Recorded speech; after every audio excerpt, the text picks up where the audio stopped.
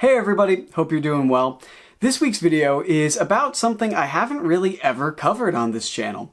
Recently, EA's Star Wars Battlefront 2 has really been sort of revived. Player counts are up, you can find full lobbies of almost every game mode at pretty much any time of the night. In fact, I just got done playing a match of Supremacy with some friends before recording this video. And with the recent revival of this game, many players keep asking, where is Star Wars Battlefront 3? And this is a question that players were also asking all the way back in 2006. As many of you know, Star Wars Battlefront 2, made by EA, is the second game with this title. Pandemic Studios made the original Star Wars Battlefront and Star Wars Battlefront 2 way back, and these games released for PlayStation 2 as well as the original Xbox. But we never got a Star Wars Battlefront 3.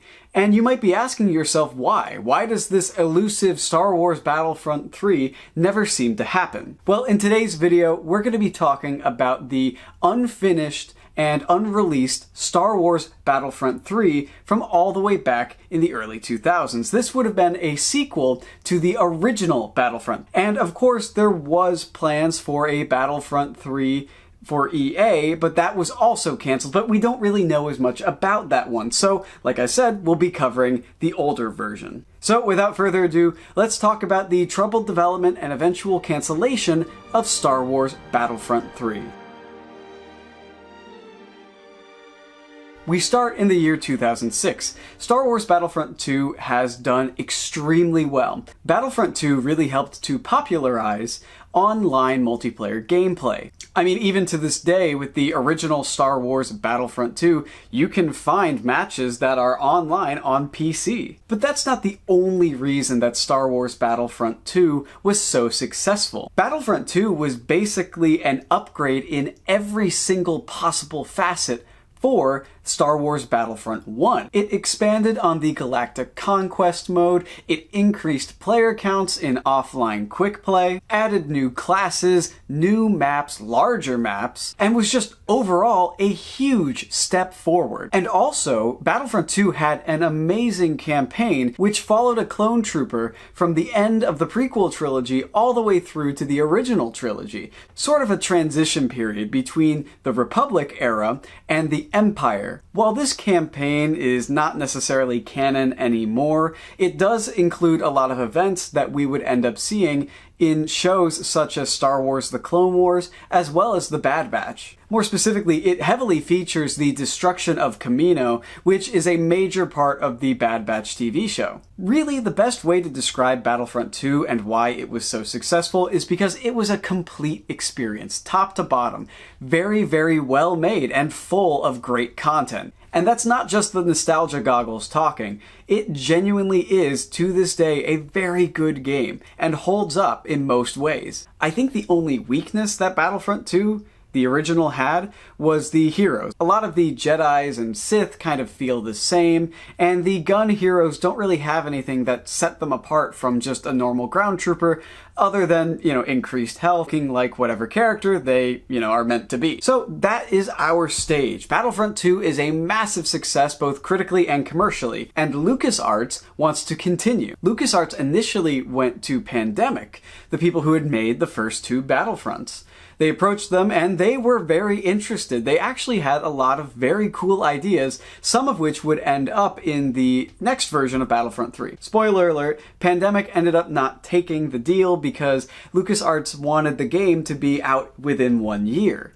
And they simply couldn't. Pandemic's vision for Battlefront 3 would have included a more in-depth first-person mode where you would be able to see your character's body. They also had the idea to sort of have these very large maps split up into different chunks and having a battle throughout it. An example that's given is having to protect a caravan going between Mos Espa and Mos Eisley while TIE fighters attack and there's a Star Destroyer above. It would have followed throughout the whole map in different sections.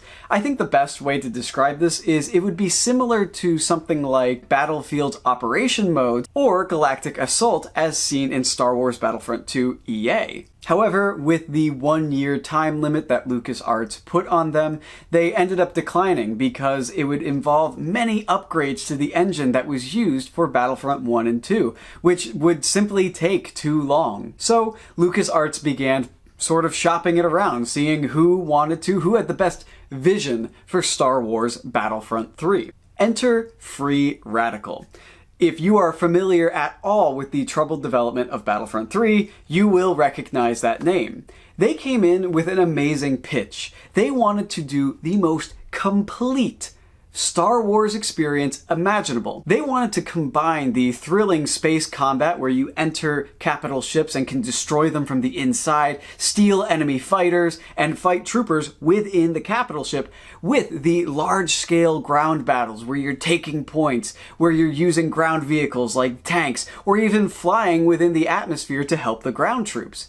They wanted to combine this into an insanely large game mode where you could take off from the ground, fly into space, enter a capital ship, destroy it, and then return to the ground base. And taking points on the ground, destroying capital ships, things like that, it would each affect a different part of the game. So maybe you don't get as much air support if your capital ship gets taken out, or if you're able to capture more points, you can send more ships up to then go attack the enemy capital ship. Things like that. Now, Free Radical was sort of known as a gun-for-hire kind of studio. They wanted to work on their own ideas, but they would also do things for other larger studios. So, for example, they worked on Haze, as well as a few other projects.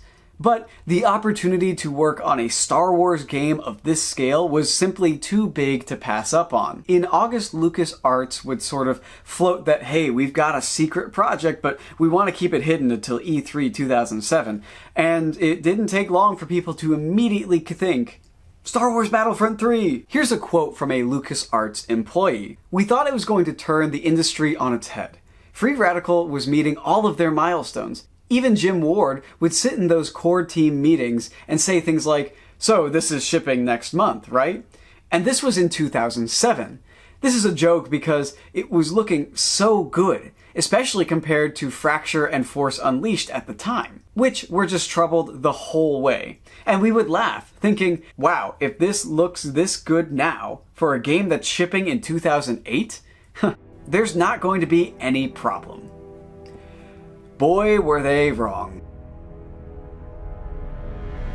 Development would continue into the year 2007, where both Wii and PC ports of the game would officially start, but using a similar design philosophy to The Force Unleashed, where each version of the game is different depending on what console you play on, because the ultimate goal was to make the best experience for whatever console you are on. They wanted to do this same thing with Star Wars Battlefront 3, so they included different challenge modes, different hero-based modes that would involve the Wiimote as a lightsaber, among other things such as a one-on-one Jedi arena mode. This, of course, was to balance out some of the limitations that would come with developing it for the Wii console. For example, the player count had to be reduced as well as the AI count. They could only have 25 human players and 40 AI players per match versus the 50 humans and 50 AI seen on other consoles such as Xbox 360 as well as PC. The PC version, as I said, was pretty much identical in every way to the new generation of consoles version. But this is, as I foreshadowed, where a lot of the trouble began. Star Wars Battlefront 3 was pulled from the lineup of E3 2007 for unknown reasons, but from what we can tell, it was due to poor performance, some graphical issues, and AI not being up to par. Basically, LucasArts thought that it wasn't ready to be shown to the public. The AI being a main issue out of that bunch, and it's something that will reoccur. They instead decided to promote Star Wars Battlefront Renegade Squadron for the PSP, basically a scaled-down version of Battlefront 2 that would release later on. Renegade Squadron was developed by a studio called Rebellion. Ironic considering, Star Wars, the Rebellion, the Empire. I don't know why I'm pointing that out. People know.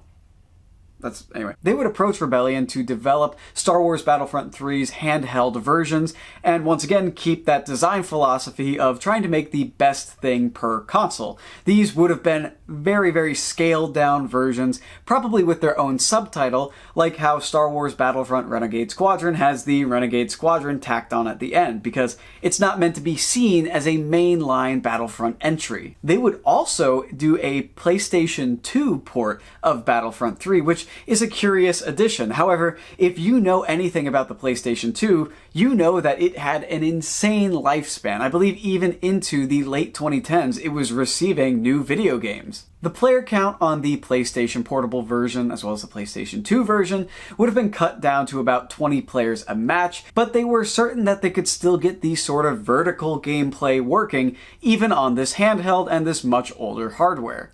They also approached a different company called N-Space to develop a DS version of the game. This would have been a top-down 2D shooter, and would have been radically different, probably not multiplayer.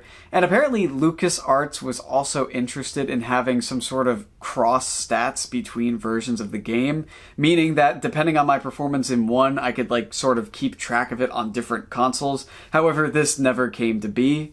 Shortly after this, LucasArts would actually approach Free Radical and start discussions of Star Wars Battlefront 4. They wanted to make Star Wars Battlefront a yearly release, which would have been fascinating if things had gone just a little bit differently. That we could be seeing Star Wars Battlefront 4, 5, even 6, all the way, it's just kind of crazy to think about, that they were planning that far ahead. And these discussions of Battlefront 4 actually got some concept art, surprisingly enough. Now, this is a little more alleged. It's kind of more so a rumor than anything else, but we're still going to talk about it because I've seen other videos discuss it as if it's fact. I'm going to just put a little label for myself that this is all alleged at this point. You can sound off in the comments if this has been confirmed or denied. But Battlefront 4 was to feature a very unique campaign, one that was something we wouldn't really see explored until something like the Marvel What If series. And that's exactly what it was. It was Star Wars What If. Concept art shows alternate versions of our beloved heroes and villains as if they had flipped sides. A dark side Obi-Wan, a light side Darth Vader. There's no real explanation as to why these characters flipped sides, but it appears that the campaign would go through various different scenarios, and that these skins would also be usable cosmetics within the game. Another interesting one is labeled as Redeemed Vader, which is a version of Darth Vader post the Battle of Endor, where he actually survives leaving the ship. He's no longer wearing a mask. You can see Hayden Christensen's face, although he's a little scarred, and he's wearing these white and blue robes. I just think these designs are very interesting, and it's fun to theorize about what differences in the Star Wars timeline could have led to these various designs. We also see alternate looks for lesser-known characters, such as Asajj Ventress. I say lesser-known because back in this era, the Clone Wars TV show wasn't necessarily massive yet, and some of these characters had only really shown up in expanded media. But we get to see a Jedi version of Asajj Ventress. Not only do we see swaps between dark side and light side, we also get to see characters sort of doubling down on their looks. For example, Emperor Vader, a version of Vader who was able to kill the Emperor and take over the Empire himself. And on the other end, we have Jedi Master Luke Skywalker, who looks much different than the old Master that we see in the later sequel trilogy. I just think it's really fascinating that they wanted to take this route with Battlefront 4. I think it's something that, honestly, I would like to see come back. Whether it's a video game or a TV show, we kind of saw something similar with the Force Unleashed DLC, where you basically go around and kill all of the mainline Star Wars characters and ruin everything in the most edgy, brutal way imaginable. But I think it's just very interesting in general that they were confident enough to plan for a Battlefront 4 already. However, in the words of Count Dooku, twice the pride, double the fall. And 2008 was the beginning of the end for Battlefront 3. Here's a quote from Steve Ellis. For a long time, we talked of LucasArts as the best relationship we ever had with a publisher. Then, in 2008, that disappeared. They were all either fired or left. And then there was this new guy called Daryl Rodriguez, who had been brought in to do a job. And it was more to do with cost control than making any games. And the games that we were making for them were costly. In 2008, Free Radical went to LucasArts and asked if the game could be delayed by another year. This became a sort of internal debate as they felt it wasn't ready yet due to problems with the AI as well as graphical glitches, similar to what made them hold back from revealing it at E3. Ultimately, they did decide to push it back to a 2009 release. However, this led to some internal conflict within LucasArts itself. Jim Ward would resign as president of LucasArts, possibly due to this exact thing. He would argue that delaying the game would lead to better sales because the game would be in a better place. However, those even further above him at LucasArts and Lucasfilm disagreed, as the Indiana Jones project as well as The Force Unleashed had been delayed and they were sort of getting antsy. That's where Daryl Rodriguez comes in. He was somebody who was appointed to LucasArts in order to cut costs. And that's exactly what he did. Free Radical was also developing Haze at the time, and people within their studio were working paid overtime on both of these projects. And all of this, and sort of asking for delays and things like that, led the people at LucasArts, particularly Daryl Rodriguez, into thinking that resources from Battlefront 3 were being diverted to Haze, and they felt sort of betrayed by this. And that's what really led to the beginning of their relationship being soured. Then the game Haze released to very poor reviews. Free Radical had basically promised that Haze would release to great reviews, an 85 plus or more on Metacritic. However, it didn't, and LucasArts took this as a bad sign for Battlefront 3, because hey, if this other project didn't do well, God knows what they're doing with ours, was sort of the thought process. Also, real quick, to sort of interrupt, I just thought this was kind of interesting. Customization was going to be a big part of Battlefront 3, and one of the ways they decided to show that off was with this concept art for a Rainbow Trooper. This was something that one of the developers' sons actually asked for and designed himself, and then obviously it was adapted into this concept art. I just thought it was kind of a cute tidbit from it. Daryl Rodriguez would begin his cost-cutting strategies, which would include slashing the budget of the games, as well as implementing a much more strict milestone system within the development. So for example, maps that were considered nearly finished or in Phase 4 would be knocked back to a Phase 2 level of quality, basically saying that a lot of the work that they were doing wasn't up to the LucasArts standard, despite the fact that he was giving them fewer resources to work with. Due to these restructurings and changes to the budget, as well as how they developed the game itself, it led to some features being thrown out. An objective-based game mode called Assault was fully scrapped. This is most likely due to an AI bug, the same one I mentioned all the way back in 2007. Basically saying that the AI's pathing had a lot of trouble. The AI had trouble strategizing, hey, what points do we need to go after? How many resources should we send to each place? Also, the player count was cut down from 50 to 32. Battlefront 3 would miss E3 2008 because, to put it bluntly, LucasArts simply thought it wasn't good enough to be shown off yet. The previous decision to not include it at an E3 event was because, hey, it's early in development, but this was because of the quality of the product. They thought it simply didn't meet their standards. August 2008 would end up being a very important time for the development of Star Wars Battlefront 3, as well as Battlefront 4. This was the alpha stage. Star Wars Battlefront 3 needed an alpha that met a gold standard. What that means is that there couldn't be any major bugs or major issues within the game. It should be a playable build, something that you could hand to a consumer and they'd say, okay, this is solid. Not necessarily a release build, that would be the beta stage, which would have been months later. This was sort of implemented as part of that new milestone system that I mentioned earlier. Sad to say, they simply didn't meet it. there were still so many game-breaking bugs within Star Wars Battlefront 3. Pandemic's failure to meet this goal would ultimately lead to the cancellation of Star Wars Battlefront 4, LucasArts saying that they couldn't afford to finance both of these games at the same time, and that Battlefront 4 would be decided upon when Battlefront 3 came out. In October, which was the original month of Battlefront 3's release, N-Space's DS port of the game was actually completed, which I think is one of the only fully positive things, is that, hey, this company, they were told to make a game, they said, okay, we'll make a DS version, and they made a DS version. Simple as that. I don't think it's ever seen the light of day, but they did it. As development continued, LucasArts became increasingly aware that with their new constraints, Free Radical would be unable to meet the 2009 deadline or any of the milestones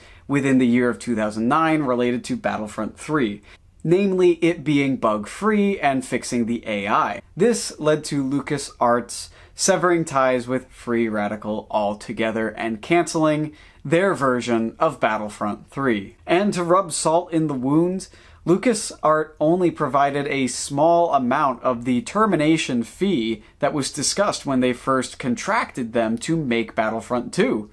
Because they knew the studio didn't have the funds necessary to fight back against their giant corporation, which is just a big middle finger to all the hard work that the people at Free Radical did.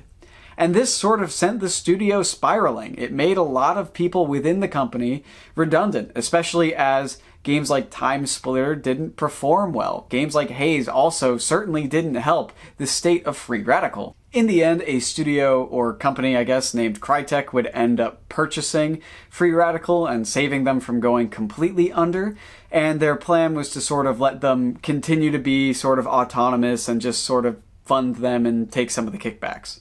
So that's it, the end of Star Wars Battlefront 3's development with Free Radical.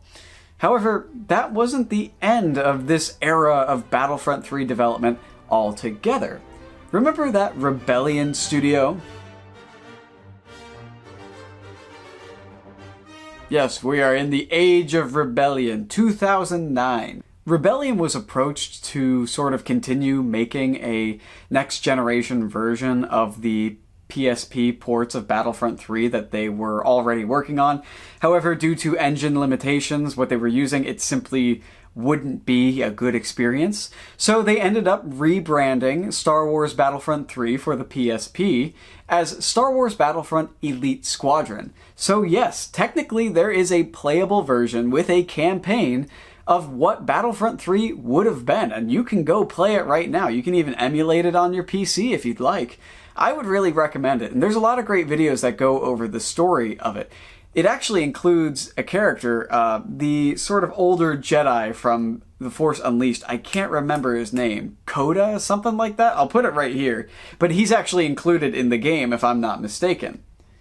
So, in the end, Star Wars Battlefront 3 did live on, in a much smaller, not nearly as expansive scale as it was initially planned. Which is sad to say, as I really would have loved to see Free Radical's vision for Battlefront 3, but sometimes things just don't work out, especially in an industry that's as competitive and tough as the gaming industry.